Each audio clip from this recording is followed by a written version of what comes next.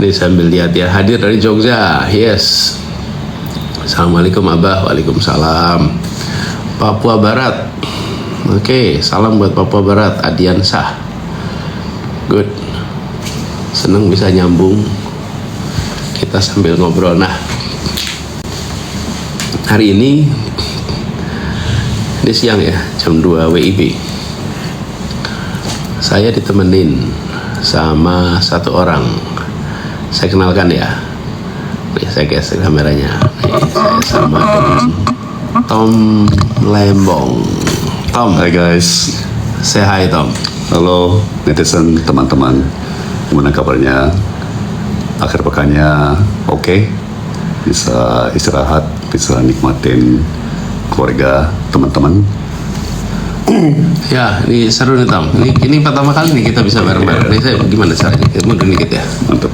Mundur dikit. Oke, kita harus geser dikit. Cukup, masuk semuanya ya. Harusnya suaranya masih aman. Iya, oke. Oke. Aceh Tamiang. Oke. Abah kapan Kabupaten Tanah Laut Banjarmasin? Insya Allah nanti. Pak Tom inspirasi saya tuh. Waduh, Tom. masa sih? Suara Pak Tom kayak penyiar radio, Tom. Tuh, suaranya kayak penyiar radio katanya. Iya nih. Aduh, muka aku merah terus disurakin. Apalah, ajusi lah, ganteng lah, suara ngebas. Tapi ya syukurlah, bikin gembira.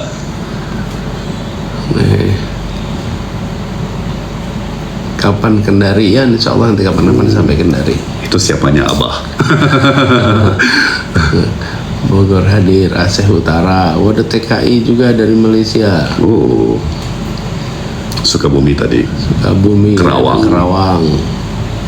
Ini Tom memang dari dulu, dari Tom saya kenal pertama kali itu kalau ngomong suaranya memang begini. Jadi memang Bukan dilatih atau di bukan hasil ini ya Tom, bukan training voice dari training, konsultan PR. betul. Nggak kayak Margaret Thatcher dulu ya. Voice trainer. Iya. Tapi memang Tom kalau ngomong selalu terstruktur. Ya, kebanyakan di luar kali. Kalimantan Barat. Planet Bekasi. Cool. Bekasi, Denjaka. Oke, Denjaka, selamat ya. Planet Bekasi. Selamat siang, Mbak. Good. Bangka Belitung, Gorontalo, Palembang, Bengkulu, Aceh. Mbak, ceritain persiapan debat besok. Besok itu kita akan bahas soal pertahanan, soal luar negeri, isu-isu global. Jadi refresh itu apa ya? Menyegarkan kembali apa yang dulu dibaca, apa yang dulu dikerjakan, supaya dapat update. Sebatas itu sih, karena kalau debatnya sendiri itu kan nggak bisa diperkirakan ya, bakal apa yang dibahas, kemudian apa pertanyaannya, nggak tahu kita juga apa yang akan muncul. Jadi persiapannya itu sama tidur yang cukup. Saya ini dari dulu kalau mau Tom nggak tahu sama nggak Tom, kalau mau ujian, kalau mau ada diskusi seperti ini debat, maka yang dibutuhkan adalah Banget. otak yang fresh, badan yang fresh, dan itu didapatnya lewat istirahat yang cukup. Ya. Jadi nggak mau diforsir semua. Kalau Anies kan disiplin. Kalau kita lihat namanya cramming. Detik terakhir malah hari sebelum tes up all night malah jadi berantakan. Iya, kita dengan cara gitu pas lagi harinya mudah-mudahan lebih fresh. Jadi hari ini juga tidak direncanakan. Ada beberapa kegiatan tapi dibuat light, relax. Bogor, Lamongan, Bojonegoro tadi. Lampung. Abah belum adil kalau belum ke NTT. Yes, will do. Insyaallah will definitely ke NTT nanti. Ini steady state. Namanya bagus. Di hati, steady state. Nah NTT itu banget di hatiku banget karena waktu pertama kali masuk kabinet langsung ditunjuk presiden untuk ketua Natal Nasional kan. Terus kita atur Natal Nasional di Kupang. Wah, luar biasa. Hati masyarakat sana, kehangatannya ya. Itu paduan suara dengan 1.000 orang perayaan Natal Nasional di Kupang. Kupang ya. Iya, terus Siska ngatur kita liburan keluarga. Kan setelah Natal tuh Itu 2014 ya? 2015. 15 ya? Iya. Jadi habis perayaan Natal Nasional di Kupang, kita ke Labuan Bajo. Pertama kali saya ke sana. Udah Labuan Bajo udah ada infrastruktur waktu itu. Oke. Lagi mulai.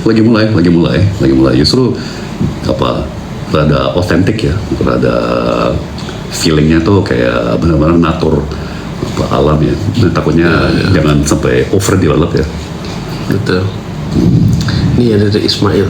Pak, sapa saya dari Sebatik Perbatasan. Halo Ismail, apa kabar? Sampit Kalimantan Tengah hadir, Abah. Yes, terima kasih, thank you for coming. Natuna. Wow, wilayah terdepan kita. Oke, dikunjungi ke Batam dong, Bah. Insya Allah nanti balik lagi ke sana.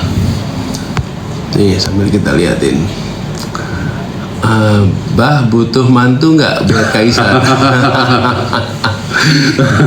Wah, Sedikit muda ya. Dari apa coba nih ya, butuh mantu nggak? Tentu butuh. Tentu butuh. Masalahnya tinggal kapan gitu ya. Timing. Ya, Kaisar masih kuliah, jadi masih panjang.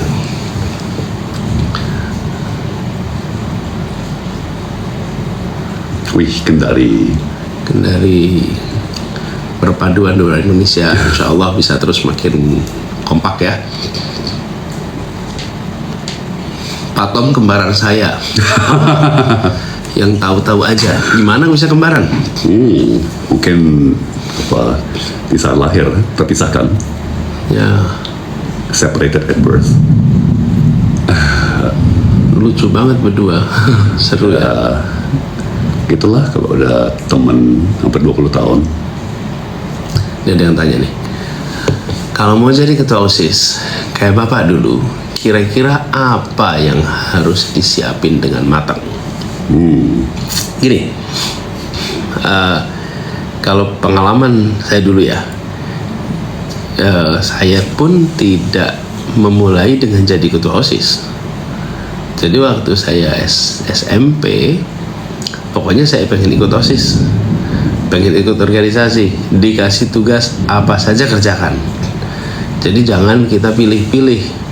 Saya waktu itu dapat tugasnya anggota seksi pengabdian masyarakat. Kan pilih itu. Anggota seksi pengabdian masyarakat. Jadi di rank di dalam ini ya, struktur OSIS itu kan yang keren ketua OSIS, wakil, sekretaris, bendahara, ketua bidang, itu kan posisi yang kelihatan looks good. Saya itu cuman anggota pun pengabdian masyarakat. Jadi itu yang saya kerjakan. Nah, dari situ kita dapat pengalaman. Jadi jangan berpikir posisinya. Kenapa? Karena sebetulnya kalau kitanya aktif, kitanya terlibat, kitanya kontributif, nantinya teman-teman pun akan memperlakukan diri Anda sebagai pemimpin. Pemimpin anak muda adalah pemimpin yang diakui oleh sebayanya, bukan anak yang kepemimpinan diakui oleh orang tuanya. Sebayanya, kalau sebayanya mengakui Anda sebagai pemimpin, maka jadilah Anda pemimpin muda. Nah, pemimpin muda itu tidak tergantung kepada posisinya, tapi tergantung kepada apresiasi dari lingkungannya. Karena itu menjadi pemimpin di kalangan anak muda adalah mendapatkan pengakuan dari sebayanya. Dengan sendirinya nanti Anda akan, kalau Anda terlibat, Anda aktif, Anda membantu, Anda menunjukkan sikap suportif, memimpin tanpa membuat perasaan mendominasi, wah itu udah nanti dengan sendirinya. Benar nggak Tom? Itu Banget, suasana banget. leadership kan? Banget. Jadi ada pepatah focus on the process, not the result. Benar sekali. Ya, dan Kalau begitu nantinya kita tidak mengejar posisi. Saya jadi ingat ini Tom, ada satu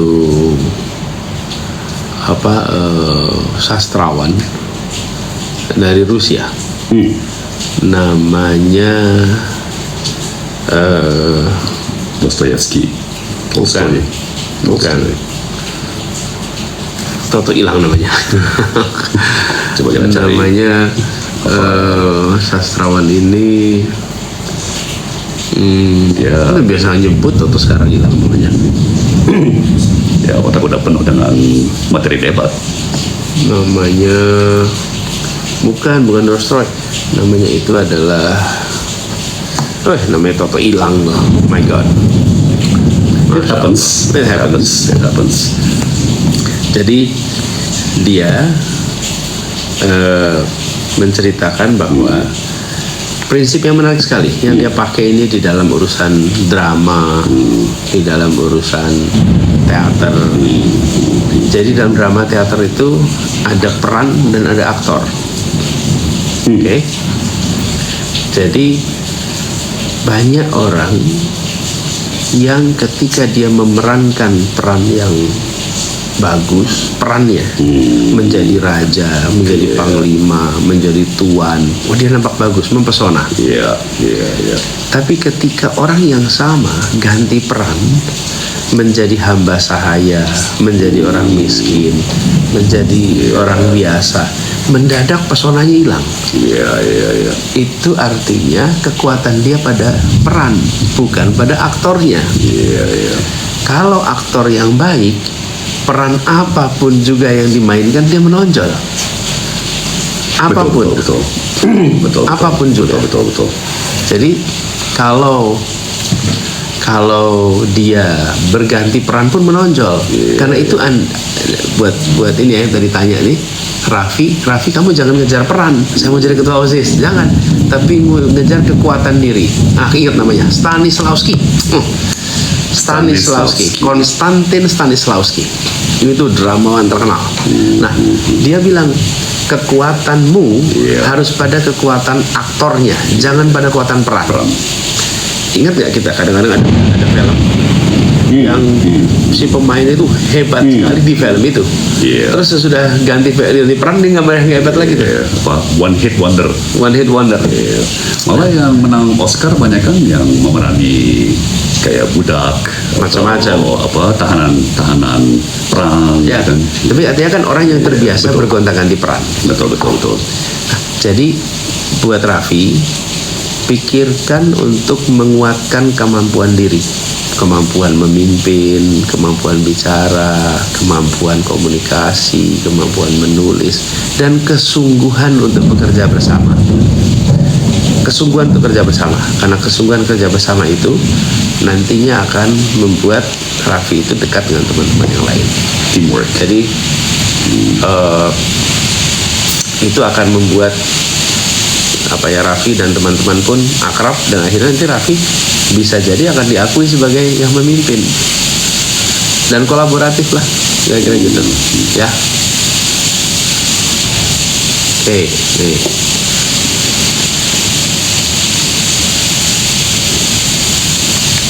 Ini sambil gerakin ya. Sapa from Sydney. Halo from Sydney. Wow, you're from faraway land. Tom, when was the last time you visited Sydney? Sydney was with you. Oh, waktu bareng kita ya? Waktu bareng musim semi tahun lalu ya. Was it last year? Iya, last year. Sorry.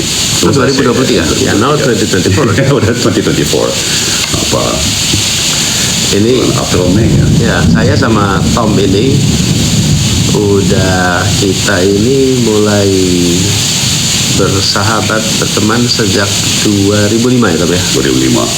Pertama kali kita interaksi 2000, udah lama teman-teman. Dan kita sering tukar pikiran, tukar gagasan. Jadi dari mulai perkenalan, jadi pertemanan, jadi persahabatan. Nah itu stage-nya tuh. Dan ini yang udah kita jalani sama-sama. Jadi kemarin kita waktu waktu jalan bareng-bareng. Seru banget ya. Seru. Kita sering berapa kali pergi bareng. Pernah ke Afrika bareng, Tom? Betul ke Tanzania. Tanzania. World Economic Forum. World Economic Forum, Young Global Leaders. Waktu itu aja, ini sudah dijemput dubes. Padahal, iya loh. Terus ada dubes Iya loh. Apa kita yang lain kan naik angkut umum dari bandara ke hotel. Masa sih itu Iya loh. tahun berapa? Nggak tahu, Anda kenal dia dari mana gitu. Pokoknya dia kayak akademisi atau sama-sama ini. Loh, kok dijemput dubes? Alhamdulillah. Di Dar es Salaam, Tanzania. Darussalam. Iya. Itu juga salah satu pengalaman unik tuh setiap kali kita datang ke Young Global Leaders. Ada satu hal ya, Tom, yang pada waktu itu yang saya ingat. Manage meetingnya pakai karikatur. Betul. Ingat Ada ya? papan-papan putih. Papan putih. Ya kan, terus ada kartunis gitu ya. Persis. Bikin karikatur komik kayak komik ya. Jadi saya cerita dikit nih sama teman-teman di sini. Pada waktu itu ada pertemuan, setiap kali ada World Economic Forum, itu sebelumnya ada Young Global Leaders Summit juga. Nah, waktu itu saya salah satu bersama Tom, Young Global Leaders dari Indonesia, lalu kita berangkat ke Tanzania. Nah, di dalam pertemuan itu ada pembicara, ada diskusi, lalu ada notulen. Nah, biasanya notulen itu kan menulis dalam bentuk kalimat. Dia tulis kalimat-kalimatnya tuh, poin-poin utama yang disampaikan oleh pembicara ataupun oleh penanya. Pokoknya poin-poin utamanya itu ditulis. Tapi di pertemuan ini unik. Notulensinya itu pakai gambar. Jadi ada kartun kayak komik. Kartunnya kayak. Jadi di ruangan kanan kiri itu penuh dengan cerita, gambar-gambar. Jadi malah setelah acara tuh saya motretin notulensi. Kayak biasanya notulensi kita minta kertasnya. Kalau ini kita keliling motretin satu-satu. Ya, itu hebatnya World Economic Forum ya. Sampai sekarang loh masih setiap summit itu notulen rapatnya kayak gitu. Ya, itu uniknya. Tom, ini ada permintaan unik nih, Tom, dari namanya Dia. Iya. Juicy Lembong. Ceritain perawatan kulit awet muda. Oke, Tom, you have your own screen now. I'm Oh off. my god. Oke. Gimana tuh cara perawatan kulit? Ada perawatan nggak? Do you have a special skin care? Ini bikin saya ingat debat capres di Amerika. Partai Democratic Party, ya kan, ada Elizabeth Warren. Terus ya ada yang nanyain itu senator Warren, ya kan, Elizabeth Warren, what is your skincare regimen terus ya jawaban dia sama seperti jawaban saya, like water, air, itu aja. Terus ya mesti pakai lap aja ya, pakai lap biasa, lap kain, terus dibasahin dengan air, terus digesek, ya udah cukup ya.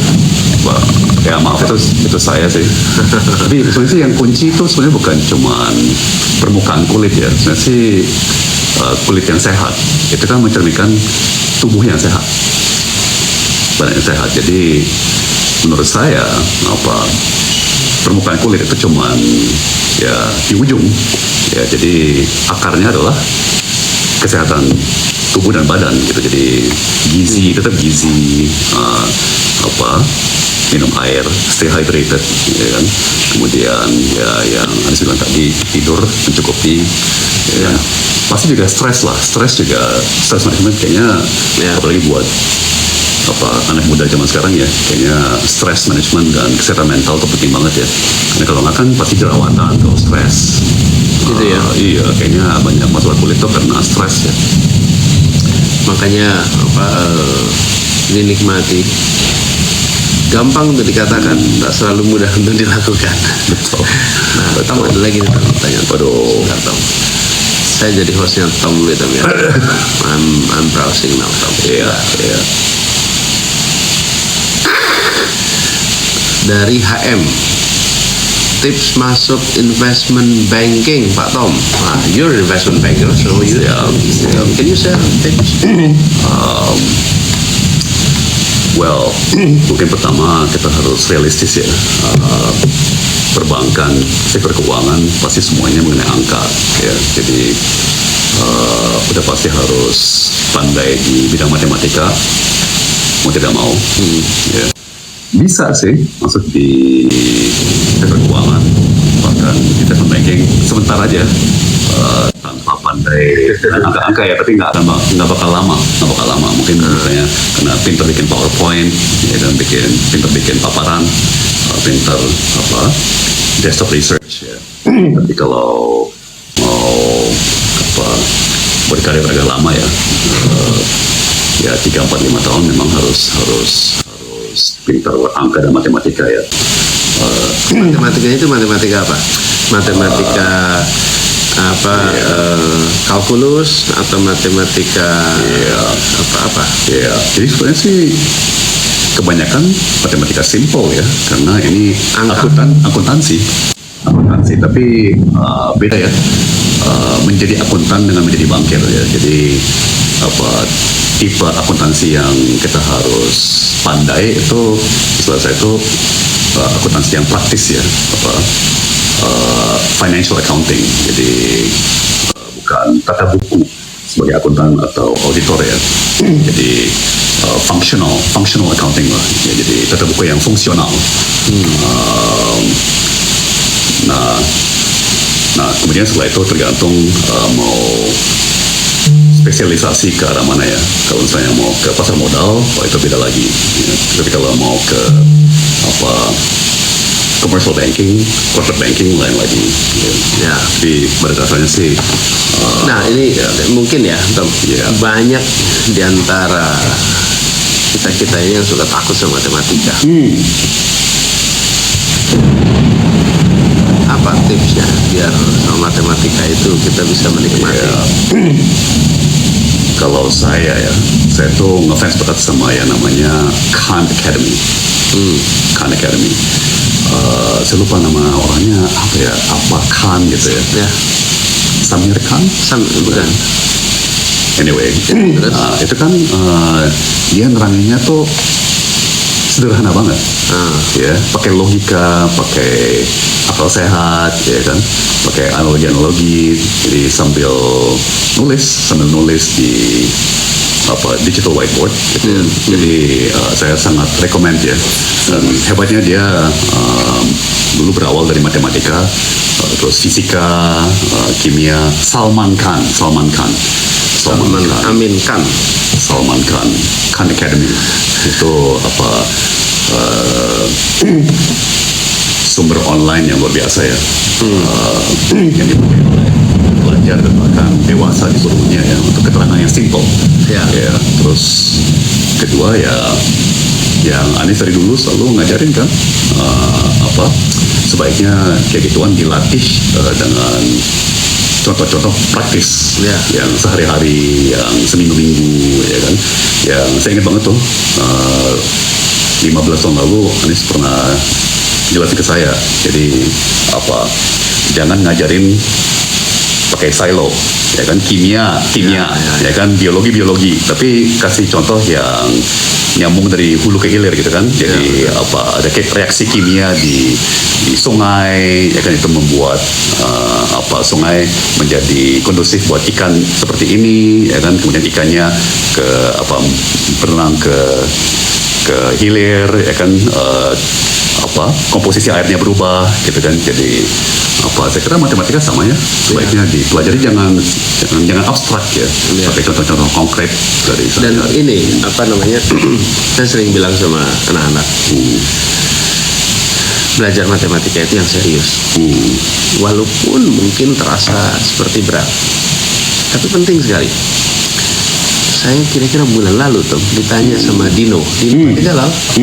Ya tanya, sebenarnya bukan tanya sama Dino di acaranya Dino.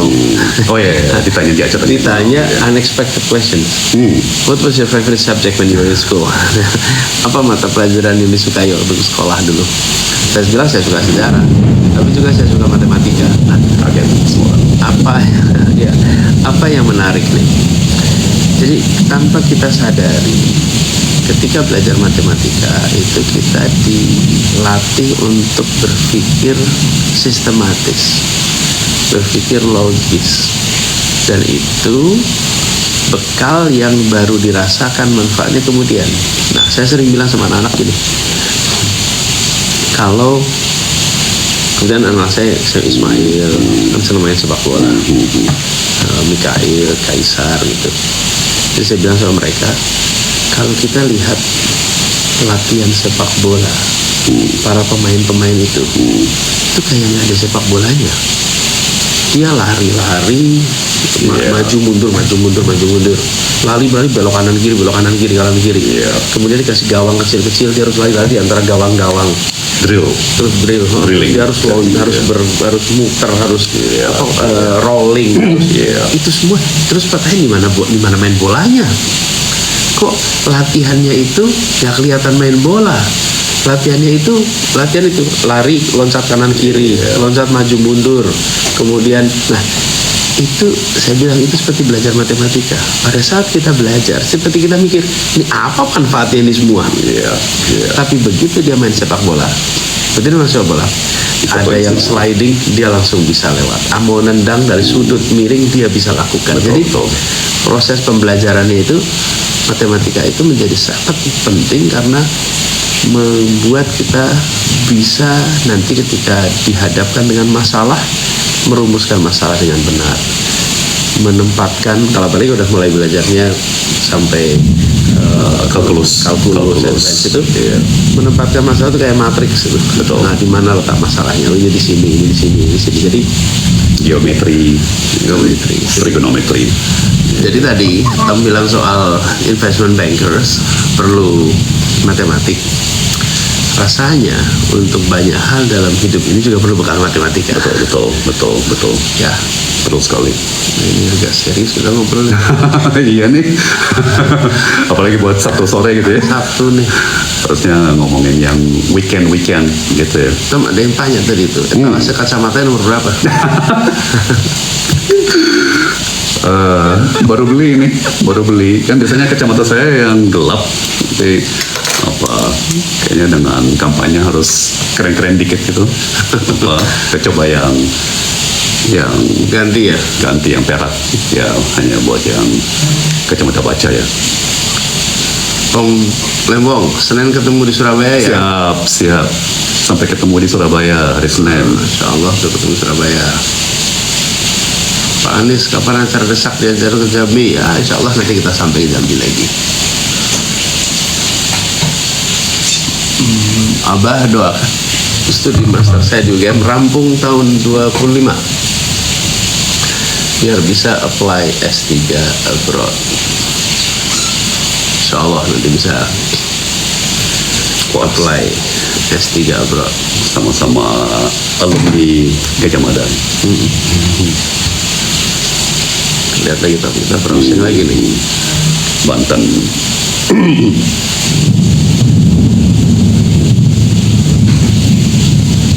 Tom, film favoritnya apa, Tom? Anies dulu. Saya ini sebenarnya kemarin lagi pengen menonton film Napoleon. Habis ternyata tiketnya. Bukan. Oh, udah nggak tayang. Udah nggak tayang. Iya, benar juga ya. Saya suka film-film yang punya cerita sejarah, sebenarnya bukan cerita sejarah dokumenter ya. Ada konteksnya gitu. Iya. Ya, kalau saya kan Anies tahu total nerd. Jadi saya kan sukanya yang science fiction, sci-fi, ya, Star Wars, Star Trek, ya kan. Tapi yang mungkin benar gini nih ya, Tom ya, Star Trek. Tom, sebutin nama-nama di Star Trek now, quickly. Oke, Captain Kirk, Commander Spock, Lieutenant Uhura, Scotty,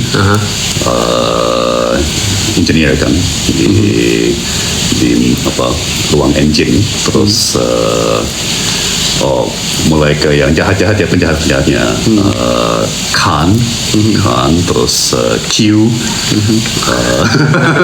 itu Star Trek ya. Dasar ya. Kalau Star Wars sekarang. Star Wars. Tentunya yang paling terkenal Darth Vader.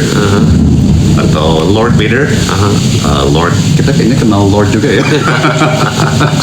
Ampun. Sorry. Darth Vader, Luke Skywalker. Lord Vader. Lord Let's Jakarta. let's not touch that. Iya, siap. Oke. Siapa lagi Star Wars? Leia Organa. Tapi sekarang anak muda mungkin lebih ke siapa, Rey sama Yoda tentunya. Yoda yang bijaksana dan Si teman-teman, Tom itu beneran serius. Jadi Star Trek, Star Wars ya Tom ya. dan segala sci-fi lainnya yang lebih aneh lagi. Itu salah satu hal yang saya suka dari Tom adalah dia selalu ngikutin perkembangan teknologi. Dia selalu ngikutin, bener nggak Tom? Banget. Obsesi banget teknologi sama gadget. Nah, saya mau bilang nih, dulu tuh, kalau saya kan banyaknya di dalam negeri, yang banyak pergi luar negeri kan Tom. Jadi kalau Tom pulang, dia nanti bawain saya kabel macam-macam, kabel buat charging di mobil, kabel buat charging di rumah. Nanti waktu itu portable battery was still very new waktu itu. Iya betul. Sekarang kan semuanya udah pada punya power bank. Pokoknya semua yang state of the art saya pasti kenalnya dari Tom. Jadi pertemanan kami itu bisa mudah juga urusan state of the art. Sampai sekarang ini boleh di-share nggak ya antara istri-istri kita yang ngamuk sampai perabot dapur pun yang kalau saya lihat di luar negeri yang oh my god ini lucu banget, bermanfaat banget buat di dapur gitu ya, saya beliin juga kan. Atau misalnya yang kontainer yang bisa di collapse dari silikon atau ya gitulah, emang seru. gadget. Tapi teknologi itu emang luar biasa sih. Mungkin itu yang bikin saya penggemar sci-fi ya, science fiction. Pak, gimana supaya suaranya keren? Tuh Pak, gimana tuh? Balik lagi ya, menurut saya sih semua orang bagaimanapun suaranya ya bisa berwibawa, bisa keren ya. Jadi jangan terlalu fokus ke suaranya, tapi fokus ke ke karakter pengetahuan, ide-ide yang unik, kemudian kepribadian pasti keren, terlepas suaranya soprano, bariton, tenor atau apa.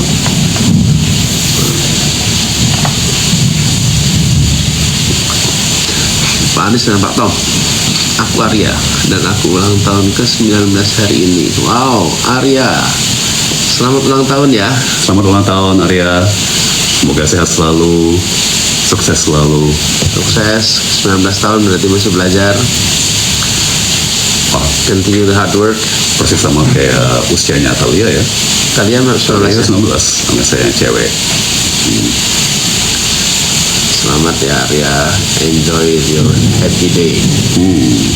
Hari jadi.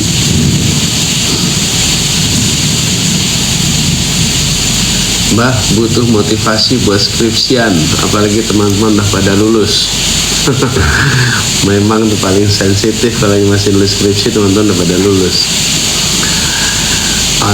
Salah satu pertanyaan paling berat buat mahasiswa yang lagi skripsi itu ditanyain kapan selesainya. Nanti kalau udah lagi mudik selalu ditanyain kapan selesainya. Tapi gini, Antoine, skripsi itu tidak bisa selesai dengan sendirinya, dia harus diketik. Terus dikerjain. Jadi rumusnya tuh kayak slogannya Nike, just do it, kerjain aja, taklukkan aja diri sendiri. Pokoknya setiap hari saya kerjakan sekian jam, atau kalau nggak mau pakai harian, mingguan. Pokoknya minggu ini saya harus 25 jam ngurusin skripsi. 25 jam, dah pecahin aja tiap hari. Iya, benar. Kalau hari ini saya bisa 5 jam, berarti udah berkurang tinggal 20 jam. Kalau hari ini saya 3 jam, berarti harus digenjot. Apalagi kalau bisa 40 jam urus skripsi, 40 jam seminggu. Kalau bisa dikerjain 40 jam seminggu, insya Allah skripsinya selesai. Jadi skripsi itu adalah soal menaklukkan diri sendiri, karena nggak ada yang bisa dikerjakan orang lain. Ada satu pepatah favorit baru nih. Apa itu? We need progress, not perfection. Ya, jadi misalnya suatu hari kita lagi bete atau lagi sakit kepala atau whatever, tetap show up. Jadi tetap nulis, ya meskipun hasilnya nggak bagus, tapi yang penting konsisten. Ya kan? Lama kelamaan mengalir tuh. Pun di awal, aduh tulisannya jelek ya. Baik, tapi lama-lama mikir, nulis. Di prosesnya, ya itu yang Anies bilang, komitmen untuk konsisten ya. Ya, Terus, ya. jadi good advice tuh. Artinya apa? Siapin waktu, disiplinkan untuk mengerjakan, dan kemudian beritahu aja sama salah satu, kalau punya teman dekat atau orang tua atau keluarga, bahwa saya mau ngerjain skripsi minggu ini 30 jam, minggu ini 40 jam. Terus nanti minta mereka untuk bantu ngecek, supaya ada yang bisa bantu monitoring untuk Itu benar banget, disiplin kita.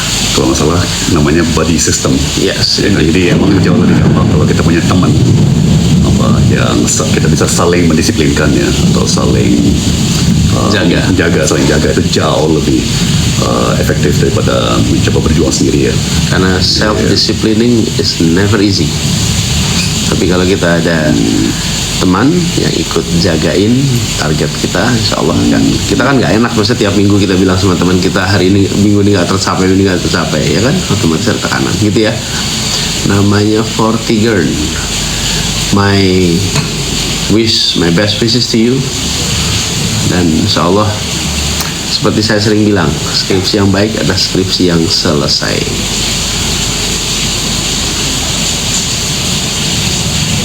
Begini.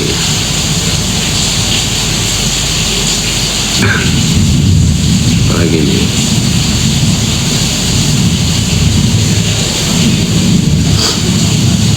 Bentar, ini.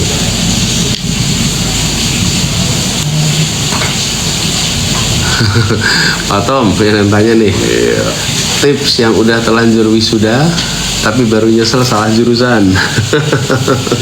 Itu saya banget. Gimana? Kan saya jurusan arsitektur, ya kan, desain kota, ya kan, kemudian pindah jurusan atau pindah karir menjadi investment banker ke Wall Street, ke keuangan ya. Ya kalau saya sih melihatnya kuliah itu kan bukan hanya mengenai bidang yang dipilih sebagai fokus ya, tapi membangun cara berpikir yang kritis, ya kan, membangun keterampilan, melakukan desktop research, juga keterampilan untuk memaparkan di depan kelas atau ke dosen dan sebagainya ya. Jadi lebih fokus kepada skill seperti itu ya. Dan sebetulnya relevan di hampir semua linia pekerjaan kan. Apakah mau marketing, mau keuangan, ya, saya kira keterampilan yang dikembangkan saat kuliah akan tetap berguna ya. Betul, setuju sekali. Jadi kita harus ingat, kuliah itu bukan semata-mata persiapan kerja. Jadi ini bukan training untuk pekerja. Ini adalah membekali diri dengan kompetensi, dengan keterampilan, dengan kebiasaan. Kebiasaan apa? Kebiasaan untuk jadi pembelajar. Kebiasaan untuk kerja keras, kebiasaan untuk kerja cerdas, kebiasaan untuk bisa berpikir di luar yang terikat dengan boxnya. Jadi yang tadi Tom sampaikan itu, Tom bilang tadi, kemampuan-kemampuan seperti itulah yang jadi bekal. Jadi jangan pernah merasa salah jurusan. Tidak pernah ada yang salah jurusan. Nggak ada. Bilang aja dulu, seperti Tom tadi bilang, jurusan saya dulu adalah arsitektur, city planning. Dan ternyata itu membekali juga untuk bisa mengerjakan Banget. apa aja. Banget. Membekali untuk jadi investment bankers yang sebenarnya kan nggak nyambung kalau ditanya bidang. Betul. Nah, jadi buat siapapun yang sekarang lagi kuliah dan terus merasa saya kok kelihatannya nanti bekerjanya bukan di bidang ini ya. Nah, bukan berarti sekarang Anda quit, terusin aja. Tuntaskan sampai selesai. Karena dalam kenyataannya dalam hidup, nanti ketika Anda udah kerja, Anda juga akan dapat pekerjaan, belum tentu Anda merasa nyaman. Wah, saya tugasnya di sini, dikasih tugas sama atasan A, B, C, D, F, G. Do it. Jadi pengalaman beda jurusan dengan beda minat, dengan beda karir, itu bagian dari pengembangan diri. Ya, teman-teman sekalian, kelihatannya kita udah agak panjang nih. Waduh, udah 3/4 jam nih. Wrap up. Selamat. Tom, you wanna say last few words from you? Happy weekend semuanya. Manfaatkan dengan baik, biar istirahat dan bersama keluarga dan teman-teman. Ada beberapa lagi, Anis. The days are long and the years are short. Jadi life is short. Manfaatkan setiap saat. Ya, memang kadang-kadang kerasa berat gitu ya, satu hari panjang gitu ya, tapi tiba-tiba kok udah akhir tahun lagi ya. Jadi time is precious, life is precious. Ya, setiap saat harus dinikmati dan dioptimalkan kalian. Yes, indeed.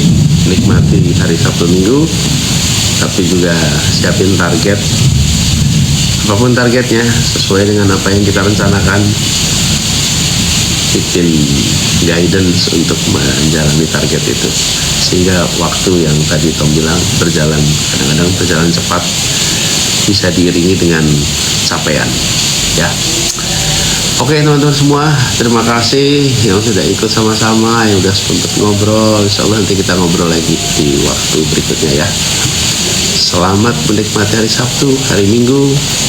Doain ya, biar besok lancar. Terima kasih, salam buat semuanya. Assalamualaikum. Assalamualaikum. Nah, sekarang saya cari dulu nih ya. Matinya gimana? Nah, udah ada.